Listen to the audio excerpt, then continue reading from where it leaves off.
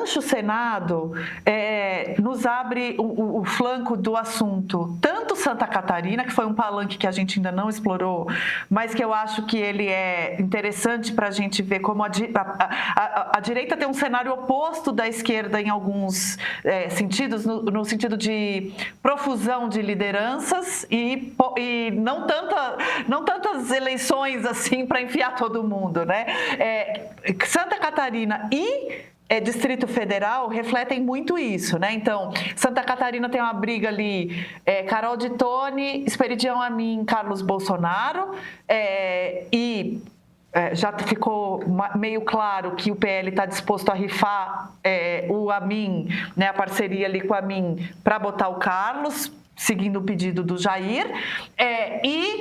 No caso do DF, quem está ficando de fora do ticket é o Ibanez, para Michele e Bia Kicis serem candidatas.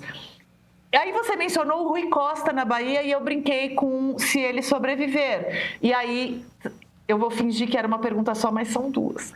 Desculpa, porque aí tem o caso Master, que eu não posso, a gente não pode deixar de falar da CPI do Master, da CPI não, gente, da CPI do INSS, que está trazendo o Master para dentro da CPI do crime organizado, que está trazendo o Master para dentro da discussão ali no Congresso, e da CPI do INSS, que vai pegar o Lulinha e colar no Lula.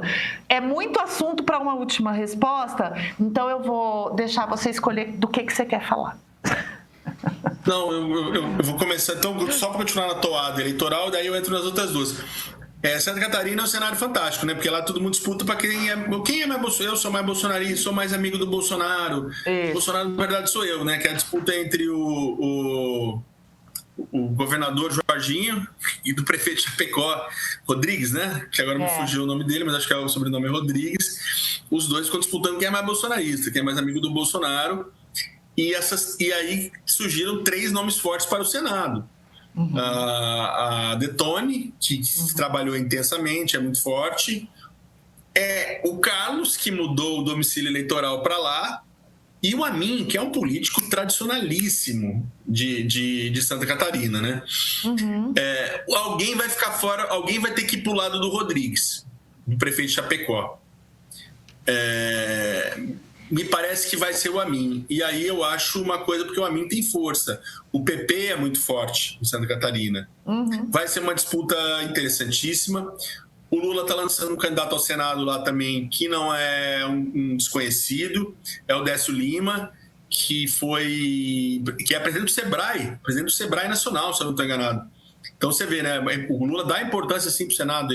O Décio estava cotado para. Não, bota o Décio para disputar o governo de Santa Catarina para dar palanque para o Lula. O Lula falou: não, bota ele para o Senado, que pode ser que nessa briga de 3 aí sobre uma vaga para a gente. Porque se dividir voto demais lá, pode sobrar uma vaga para o PT. Eu acho pouco provável. Eu acho que ali vai ser uma disputa interessantíssima entre esses 3. E olha que coisa, né? Você já pensou num cenário em que o Flávio não vence a eleição presidencial e o Carlos não se elege em Santa Catarina, ficariam os dois filhos sem mandato. E aí eu entro no DF. No DF acho que não vai dar zebra, acho que a Michele está eleita, então você teria a Michele como senadora da República e os 2 filhos sem mandato. A ver. Isso seria... Ela tem chance de vencer a presidente. Mas seria um plot twist, assim, desses dignos dessas novelinhas de né, que a gente ouve. A gente não, a minha mãe ouve, adora. O Flávio tá abrindo mão de uma reeleição garantida no Rio. É um projeto maior. O Flávio tem chance de ganhar a presidência, então, óbvio, e o Carlos tem chance de ganhar em Santa Catarina. Boa chance dos 2. A Michele, eu acho que tem muita chance. Bom, Big, eu acho, inclusive, a minha aposta, e aí não é... Tem uma pitada de análise e uma pitada de botequismo. Mas eu tenho, né, família lá, converso com muita gente. Então, assim, é achômetro de botequismo, mas também um pouco calcado no que a gente tem ouvido de pesquisas quali, que vem rolando e tal. Tem uma coisa que tá pulsante até na direita, inclusive na direita, que é um cansaço com político velho. E o Amin é desses que, por mais que represente muito e tenha muita força, né, assim, dessa direita clássica, por ser um Estado muito bolsonarista, que não rejeita o bolsonarismo, ao contrário, onde o bolsonarismo prospera muito, eu acho que o Carlos tem mais chance do que o Amin. Eu acho que hoje, olhando assim, por causa dessa coisa assim, mas o Amin já foi, o Amin já fez muita coisa, e já representou, já entregou. Não é uma rejeição ao Amin, não é isso. Mas, olha, o Amin já deu. Vamos e já que tem dois jovens que representam nossos valores, eu vou nesses dois aqui. Eu desconfio que o Amin vai ficar de fora dessa. A ver, mas aí é um pouquinho de botequismo. Eu apostaria nisso também, mas assim, pode ser que os três dividam muito voto e enfim, ali vai ser interessantíssimo. No DF, bom, o Ibanez fez pro caminho, foi ele, como é que é? Tem uma frase que eu queria lembrar agora, né? Que é. Passa por merecer, sei lá, mas ele aconteceu com ele, caminhou para isso, né? Ele tinha lá uma candidatura ao Senado. A situação do BRB, nesse caso Master, ela é bem complicada, né? E assim, aliás, me dói ver que a União vai ter que entrar para socorrer isso aí. Já está falando nas agências especializadas de economia uma notícia de que a Caixa Federal iria comprar fundos, ativos, sei lá o que, do BRB, pelo amor de Deus. Né? Ou seja, no final das 2026, contas, quem paga, né? No final, quem paga é o contribuinte, é a União, é o dinheiro de todo mundo. Né? Assim, uma lambança monstruosa dessa, e vai ter que entrar a Caixa, vai ter que entrar o governo federal. Então o governo ibanês é uma loucura. Né? O ibanês estava no Rio de Janeiro, o ibanês está no Master.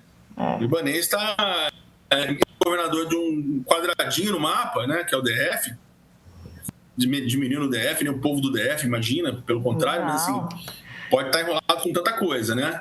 E aí abre um espaço muito bom para a Bia Kicis e para a Michelle. Eu acho que a Michelle vai ser daquelas que vai se eleger, se ela quisesse, ela se elegeria em casa jogando paciência no computador, não precisaria fazer campanha, mas vai aproveitar o espaço para fazer campanha, para caminhar, e vai ser uma liderança importante no Congresso. Eu não tenho dúvida de que... Acho que o tempo de quem subestimava a Michelle já passou. Se alguém continuar nessa ainda, vai cometer um erro de análise política muito grande. Muito grande. É curioso que... Poder carismático, o poder político dela é muito grande. E é curioso que tem gente no entorno dela que jura nos bastidores que ela ainda não decidiu se é candidata, porque vai depender se o Jair vai estar ou não em casa, porque se ele ainda estiver na Papudinha, ela vai continuar só se dedicando a cozinhar as refeições pessoalmente de Jair para evitar que ele seja envenenado. Isso é discurso de bastidor corrente de pessoas próximas dela, que é claro que é um mise-en-scène, que faz parte, inclusive, da mística em torno dela e que reflete... Não amadorismo, profissionalismo, porque alimentar essa mística da mulher que tem potencial para se eleger, mas que pode talvez escolher não se eleger em nome da dedicação ao marido, é parte da força política essencial de uma candidata como ela. Então, assim, eu acho a gente pode até tirar sarro, mas é muito inteligente a estratégia. Muita gente, ela está construindo muito bem a imagem dela. E aí escândalos, né? Escândalos renderia um programa inteiro, né? Nós vamos ter 2-3 meses de muito sobressalto, porque depois que começar a campanha, essas crises tendem a ser só requentadas em programas eleitorais e denúncias, não sei o quê. Primeiro porque o Congresso esvazia, depois porque eu acho que diante do eleitor ela perde um pouco de credibilidade, porque o outro lado fala assim, tá usando isso que é campanha, é contra mim. Neste momento, não. Neste momento, elas ainda são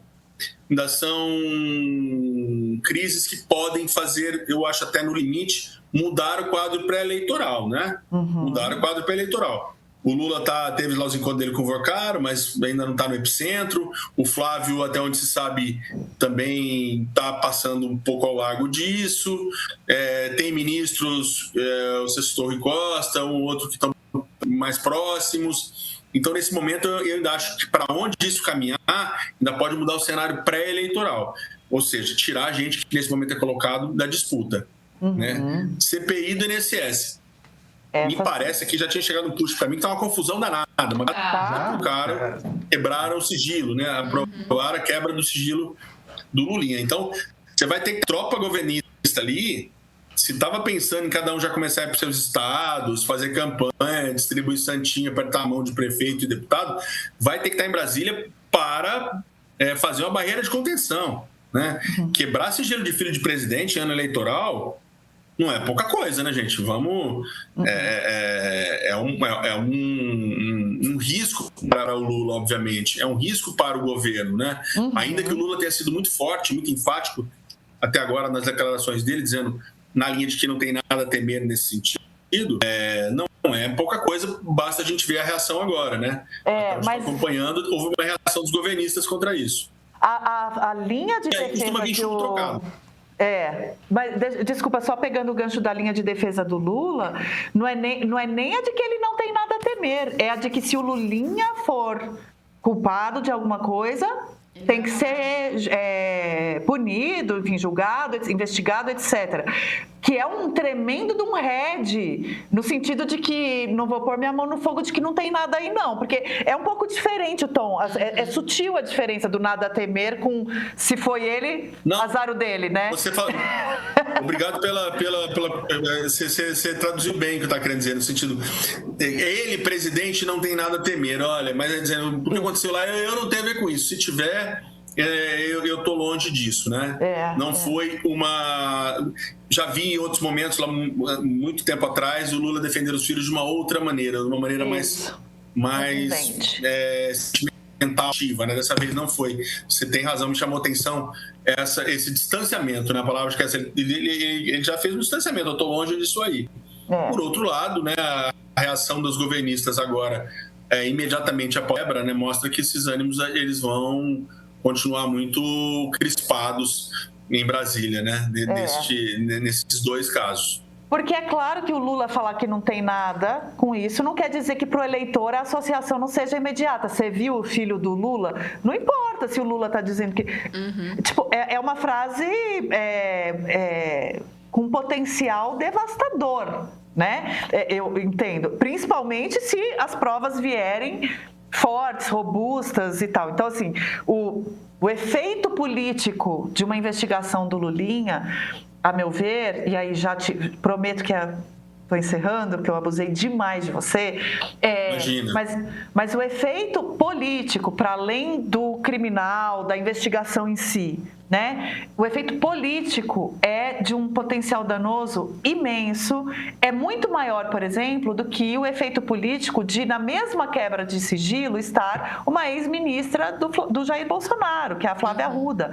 Não tem comparação. O Lulinha já tem no imaginário do eleitor mais engajado, já tem no imaginário, um pouco porque, né, construiu-se construíram-se histórias de que ele é dono disso, dono daquilo, aí sim nunca comprovadas, né? Eu acho que até dono da JBS, Era da Friboi. Ele já foi, né? Da Friboi, então.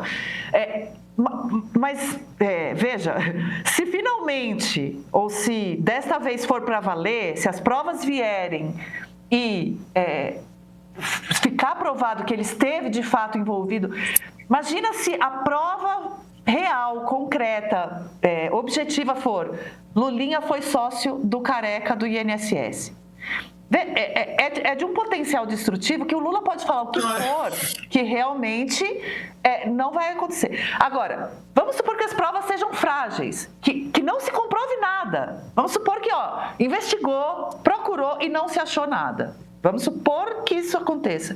Ainda assim, num ano eleitoral, o debate sobre se Lulinha foi sócio do Careca do INSS ou não, já tem um potencial destrutivo muito grande.